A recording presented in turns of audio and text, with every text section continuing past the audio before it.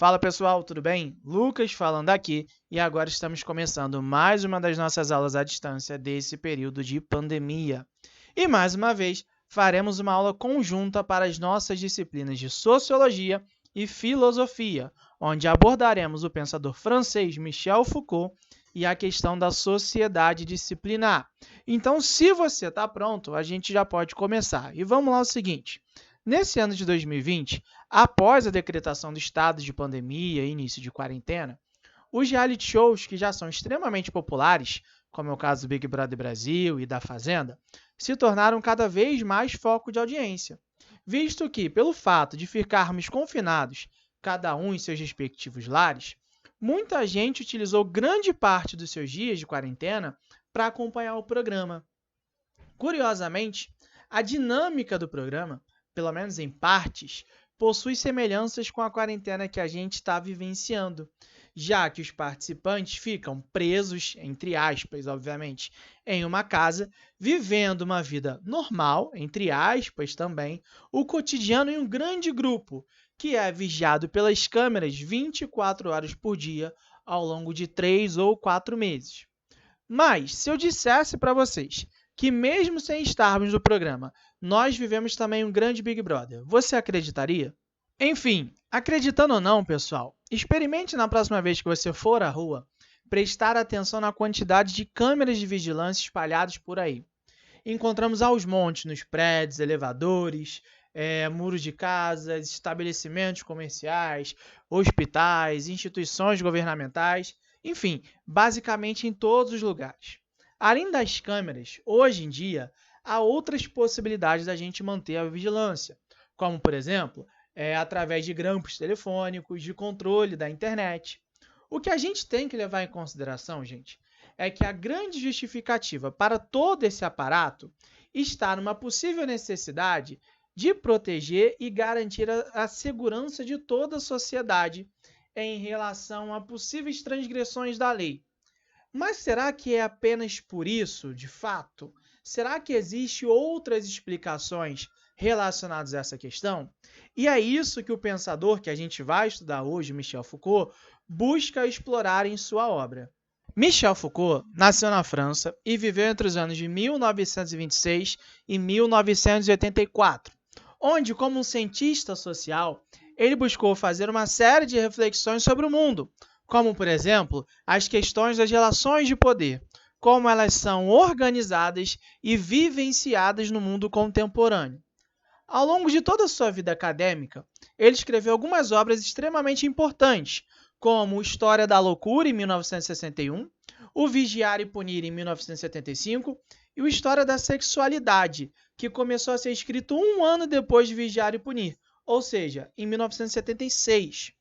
Como todos nós sabemos, ou pelo menos deveríamos saber, a área das ciências humanas tem como uma das suas premissas básicas a busca por saber as questões que envolvem o comportamento humano, onde, logicamente, cada uma vai abordar através de um prisma, através de um viés da sua própria área. Foucault, como um grande cientista social que foi, gente, ele buscou compreender sobre as regras de comportamento que nós estamos sujeitos, sobre como nós internalizamos essas regras e quais são as consequências em não segui-las. E, obviamente, ele também buscou fazer uma compreensão sobre as justificativas utilizadas para tais implementações dessas regras de comportamento.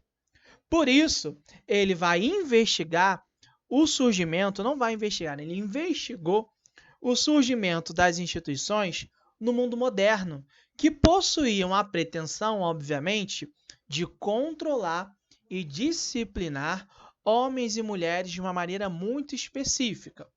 Nesse sentido, ele vai pegar como exemplos dessas instituições prisões, orfanatos, hospitais, clínicas psiquiátricas, academias militares e até mesmo as escolas. Em seu livro, O Vigiar e Punir, Foucault tem como uma das suas grandes preocupações a compreensão dos métodos de controle social e o sistema punitivo, gente. Inclusive, sobre este último, o sistema punitivo, ele aponta que ele é utilizado como forma de se aplicar o poder. Segundo ele, tá? Segundo o pensamento dele, a sociedade moderna é marcada pelo poder disciplinar, que exerce influência sobre o espírito e corpos dos indivíduos, fazendo com que estes indivíduos, ou seja, nós, nos tornemos, né, seres dóceis e facilmente controlados de forma contínua, ininterrupta e de forma quase que imperceptível. Posso explicar para vocês, eu posso exemplificar isso para vocês. Por exemplo, na teoria dele, ele vai utilizar como ponto de partida a ideia do modelo do panótipo, que foi instituído entre o século XVIII e XIX e é amplamente utilizado desde então em instituições de controle, como, por exemplo, as prisões. Por exemplo, você com certeza já assistiu em algum filme ou série estadunidense que tinha um pano de fundo uma prisão, esse modelo de panótipo. Repara só, vou explicar agora, vou deixar detalhado mais para vocês. Nessa série, ou nesse filme, provavelmente o complexo prisional que vocês assistiram tinha uma arquitetura quase que circular, com uma torre no centro, e que possibilitava a observação de todos os presos que estavam em suas respectivas celas, e que, por sua vez, eles não conseguiam ver os outros presos ou muito menos aquele que está os observando lá no topo da torre. Esse modelo de panótipo, gente, permite uma vigilância quase que por completo e, ainda por cima, ele é responsável por gerar uma sensação de vigilância constante nos presos, mesmo que não se esteja se vigiando. Esse estado só ocorre porque os presos são vistos, mas eles não conseguem ver nada nunca, pois os seus observadores são anônimos, pelo menos para eles, obviamente. Repara, gente, que esse modelo de vigilância ele pode ser amplamente utilizado até hoje nos mais variados tipos de instituições, como, por exemplo, escolas, hospitais, indústrias, entre outros. A partir dele, você consegue exercer um poder, um controle capaz de moldar a moral da sociedade, dos indivíduos que estão inseridos naquele contexto. Querem um exemplo disso? Por acaso, eu tenho quase certeza que vocês já assistiram um dos filmes clássicos do Charlie Chaplin, O Tempos Modernos. Nesse filme, bem no iniciozinho, e que inclusive ele está disponível no YouTube para quem quiser assistir, a gente observa o cotidiano de uma fábrica.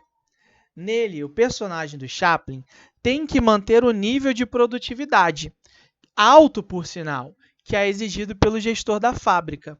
E para atingir esse alto índice de produtividade, a fábrica utiliza de diversos métodos de vigilância, como, por exemplo, câmeras espalhadas por todo o espaço, incluindo o banheiro.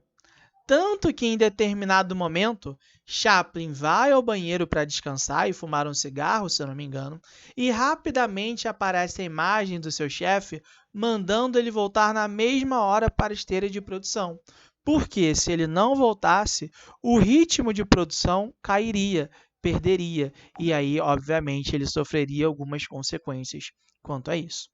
Repara que esse modelo de vigilância não é o do panótipo, panótipo quase não sai, como eu citei até agora aqui, mas é algo que buscava moldar o indivíduo para que ele sempre busque uma produtividade, ou seja, para que sempre esteja, ou para que sempre ele estivesse atendendo às necessidades do capital, de quem detém o poder naquela situação.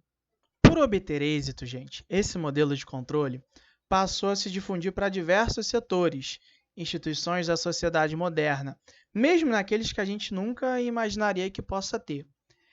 O que a gente tem que ter em mente é que a gente é controlado a todo momento.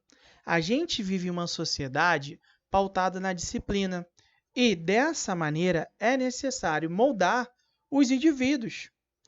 É necessário moldar. E já que é necessário moldar todos os indivíduos, a gente vai observar que, nesse mundo moderno no qual nós estamos inseridos, não há um poder concentrado em uma única instituição, em um único organismo. A gente vai ver que há uma distribuição de poder em todas as direções, em várias instituições. E é dentro dessa concepção, gente, que muitos estudiosos vão pegar como um dos exemplos a instituição escola, né, as instituições escolares como um todo. Como assim? Deixa eu exemplificar para vocês. Assim como qualquer outra instituição, as escolas também estabelecem seus objetivos. Por exemplo, tem algumas escolas que têm como objetivos formar cidadãos e não focar tanto em aprovações em concurso e vestibular. Já tem outras escolas que buscam focar em aprovações, tanto em concurso quanto em vestibulares, e não em formar cidadãos efetivamente. Pegando como exemplo essas escolas que buscam aprovações em vestibular, né, e aí eu vou pegar o exemplo do Enem, ela vai criar uma série de mecanismos para que tal objetivo de aprovações seja alcançado.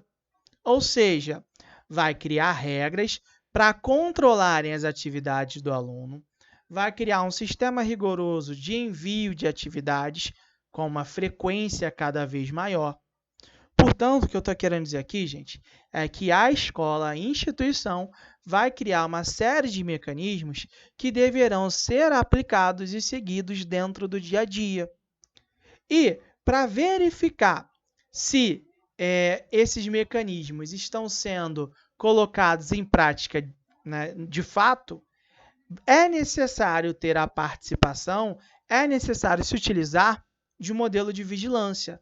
Não através de câmeras, nem nada disso não, pessoal.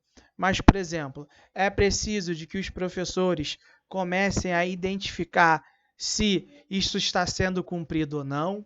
É necessário que haja uma aproximação dos outros setores da escola em relação aos alunos, e é também necessário que haja uma participação dos responsáveis, dos pais, em verificar se essas atividades estão sendo cumpridas ou não. Então, a gente tem que observar que existe toda uma estrutura voltada para fazer com que a escola atinja os objetivos na qual ela se propôs. No entanto, o que a gente geralmente entende e vê que é mais importante é que os alunos, quando entram na instituição escolar, subentende-se que eles estão comprando a ideia da escola, ou seja, os objetivos da escola, de buscar atingir os mesmos objetivos que a escola adotou para si. No pensamento do Foucault, esse é o mais importante para fazer com que haja uma introjeção, se é que a gente pode dizer assim, de um sistema de verdades que vai gerar um convencimento aos indivíduos e fazer com que eles passem a entender de que as regras implementadas naquela instituição escolar são boas e que mesmo sozinhos em casa, eles vão seguir essas regras. Ou seja, vai ter o Foucault entende que quando os indivíduos compram a ideia que a escola ou outra instituição está implementando, esses indivíduos não vão precisar mais estar sujeitos a um sistema de vigilância, pois eles introjetaram um sistema de verdades e compreenderam que aquelas ideias, que aquelas regras são boas e eles agora seguem as regras sem precisar ninguém falar ou não se eles devem seguir. Esse é um ponto, de certa forma, que a gente pode entender positivo. No entanto, ao mesmo tempo, o Foucault vai argumentar que esse sistema de verdades introjetadas, digamos desta maneira, pode ser benéfico a uma situação, a um regime ditatorial considerado quase que perfeito, que é aquele que é implementado e que se assemelha a um regime democrático. Como assim se assemelha a um regime democrático? Vamos lá. Você pega um mecanismo de convencimento, que na realidade são os mecanismos de propaganda, e começa a convencer os indivíduos, que são controlados e vigiados, de que aquelas regras, mesmo que ditatoriais, elas são benéficas a todos.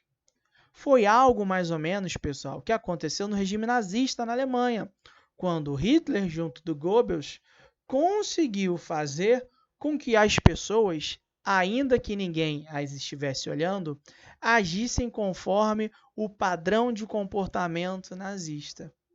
Dessa forma, a gente fala que mesmo quando não há meios físicos, o controle continua constante e onipresente na vida das pessoas. Por quê? Ela está na mentalidade já. Ela já está inserida. Esse controle já está inserido na vida das pessoas. Então, quando os indivíduos percebem que não agem conforme as regras mandam agir, eles mesmos vão lá e se controlam. Eles mesmos, começam a podar, o comportamento deles. E aí, pessoal, a gente começa a chegar ao fim da nossa aula, onde a gente vai abordar um ponto importante dentro da nossa temática de hoje, que é a questão da relação entre saber e poder. É comum a gente ouvir por aí de que instituições como hospitais, jornais, entre outros, são instituições neutras e que servem aos interesses da sociedade como um todo. Mas será que isso ocorre de fato? É algo interessante que eu acho que a gente pode começar a analisar. E aí a gente pode pegar como exemplo, mais uma vez, os jornais e os hospitais, que não são neutras, porque elas têm toda uma situação, toda uma estrutura de regras que visam a atender a um interesse específico, que necessariamente não é benéfico à sociedade. Por vezes pode ser benéfico a pessoas apenas, a um pequeno grupo da sociedade. No entanto, a gente sabe que predomina a ideia de um senso comum, que costuma entender e defender que as instituições sempre são neutras, que estão a serviço geral da sociedade e que seguem o princípio de se sustentarem em conhecimentos científicos apenas, que, por sua vez, sempre são objetivos. Então, existe essa ideia de que existe um princípio de isonomia, de imparcialidade. Portanto, as instituições não só são, como devem ser, as responsáveis por definirem as regras do jogo na sociedade. Mas aí é que está a questão. Que regras são essas? Como elas são construídas? Você já parou para pensar nisso? Por quê? As regras sempre são criadas para atender a certos interesses, que, por sua vez, são permeados pelas relações de poder. Portanto, gente, elas não são neutras em nenhuma hipótese. Mas acontece que essa situação, há de acreditar que são neutras, que as instituições são neutras e imparciais, acaba fazendo com que os indivíduos sigam estas regras implementadas, impostas, quase que de forma naturalizada, como posso dizer, sem uma reflexão do porquê da sua existência. Para o Foucault, essa situação ocorre pelo fato de que, segundo ele, as instituições controlam os saberes e os conhecimentos da sociedade, fazendo com que as regras de comportamento sejam seguidas com tanta naturalidade e sem uma reflexão profunda do porquê. Portanto, para o Foucault, as instituições estão sempre exercendo controle sobre os indivíduos. Um controle que está diretamente associado a saberes e conhecimentos a respeito daquilo que está sendo feito, da forma dentro desse sistema implementado, dentro desse sistema de controle implementado que busca organizar um padrão de comportamento tido como aceitável. E aí, por fim, aqueles indivíduos que, mesmo dotados desses saberes, recheados de disciplina e controle, não seguem essas regras determinadas, agem fora de um padrão de comportamento, estes são sujeitos, estes estão submetidos a punições, que necessariamente não é uma punição ligada à reclusão, a uma prisão, mas na maior parte das vezes é ligada a um isolamento perante o restante da sociedade. Mas e aí, pessoal? Você concorda com essa teoria do Foucault? Vocês concordam com tudo isso que a gente falou aqui? Essa pergunta vai ficar para vocês responderem na nossa próxima aula, onde a gente vai poder continuar essa nossa discussão de hoje. O certo é que, concordando ou não, o estudo desse autor nos permite realizar uma discussão mais completa acerca dos mecanismos de controle e poder na sociedade moderna. E por hoje, pessoal, a gente vai encerrando por aqui e a gente se vê na semana que vem. Um abraço para todo mundo e até lá. Tchau, tchau.